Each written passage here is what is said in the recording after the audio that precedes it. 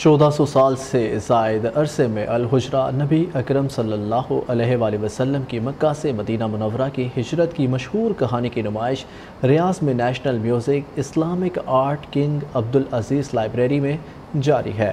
سعودی عرب کے دارالحکومت ریاض کے نیشنل میوزیم نمائش میں ہجرت پیغمبر کے نقش قدم کے بارے میں مکہ سے مدینہ تک کے سفر پر روشنی ڈالتی ہے۔ یہ سب سے اہم تاریخی اسلامی واقعہ اور ایک متاثر کن سفر ہے جس نے اسلام کے آغاز میں ایک ایسی تہذیب کا آغاز کیا جس نے دنیا کو بدل کر رکھ دیا۔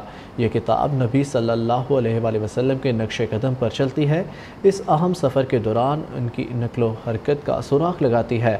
ہجرت سے مراد نبی صلی اللہ علیہ وآلہ وسلم کی ہجرت ہے۔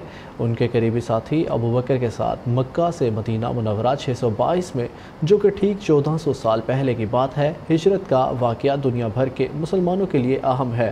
یہ وقت کے گزرنے اسلامی کیلنڈر کے آغاز کی نشاندہی کرتا ہے۔